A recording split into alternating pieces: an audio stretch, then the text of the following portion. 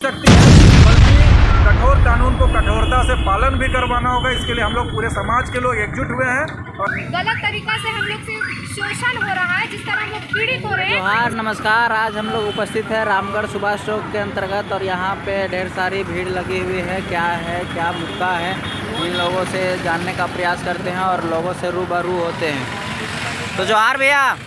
फिर से शुरू कर देंगे। हेलो भैया, जोहार, कैसे हैं? बहुत बढ़िया भैया, यहाँ पे देखें सुभाष चौक में इतना बहुत सारे भीड़ लगी हुई है, किस चीज़ को लेकर के?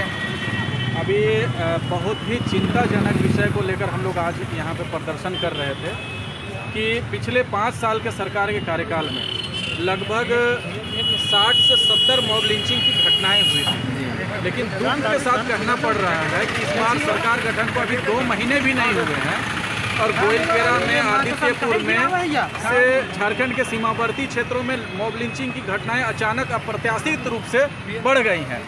अभी तजाउद्दीन जी की मॉब लिंचिंग में नृसिंह हत्या कर दी गई, ताजुद्दीन जी की। तो हम अल्पसंख्यक समाज के साथ साथ जो बहुसंख्यक समाज है, जो झारखंड में भाईचारे के साथ रहना चाहते हैं, हम तमाम समाज के लोग इस बात से चिंतित हैं। और आज का झारखंड लोकतांत्रिक क्रांतिकारी मोर्चा का जो अल्पसंख्यक इकाई है रामगढ़ का, उसके द्वारा एक विरोध प्रदर्शन यहाँ पे सुनिश्चित किया गया था।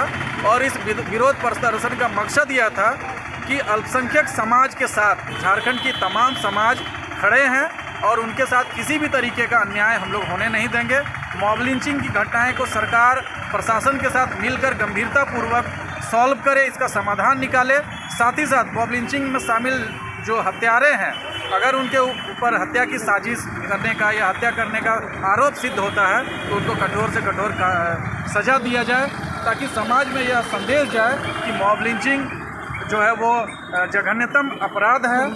कठोर कानून बनाने से सरकार जो है अपने जिम्मेदारी से मुकर रही, प्रशासन के साथ मिलकर गंभीरतापूर्वक सॉल्व करे, इसका समाधान निकाले।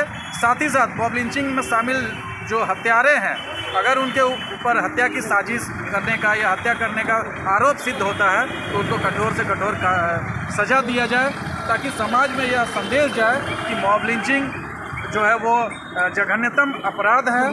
कठोर कानून बनाने से सरकार जो है अपने जिम्मेदारी से मुकर नहीं सकती है, बल्कि कठोर कानून को कठोरता से पालन भी करवाना होगा। इसके लिए हम लोग पूरे समाज के लोग एकजुट हुए हैं और आज का विरोध प्रदर्शन सार्थक रहा है।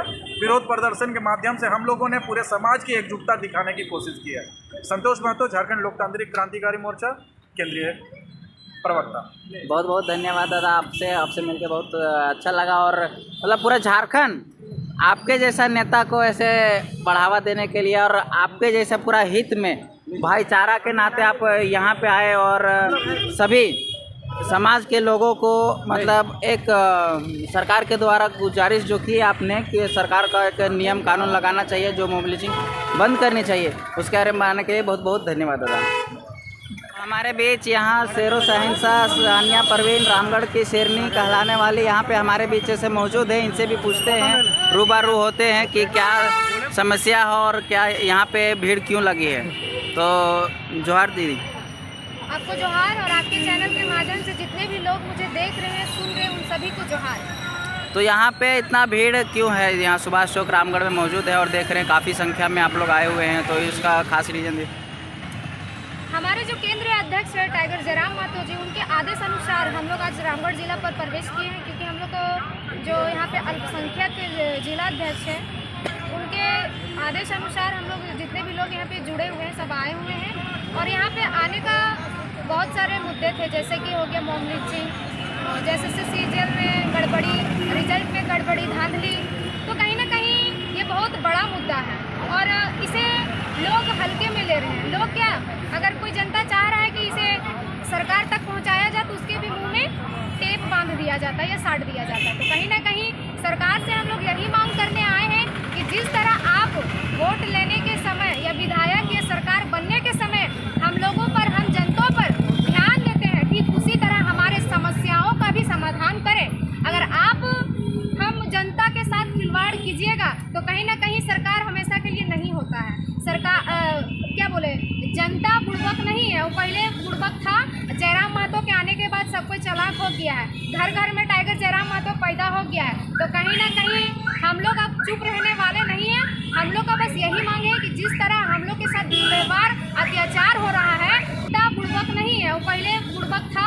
जयराम महतो के आने के बाद सब कोई चालाक हो गया है, घर घर में टाइगर जयराम महतो पैदा हो गया है। तो कहीं ना कहीं हम लोग अब चुप रहने वाले नहीं हैं।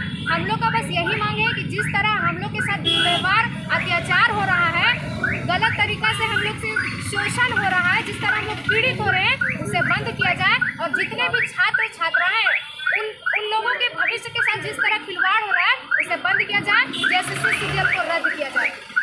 अगला कदम आपका क्या रहेगा? अगला कदम यही रहेगा कि जिस तरह अभी हम लोग 10, 15, 20, 50 दिख रहे हैं, वो 100 से 1000 में बदले। JSS CGL रद्द करना है। बिल्कुल करना है। चलिए, बहुत बहुत धन्यवाद। सरकार तक आपकी बात पहुँचेगी।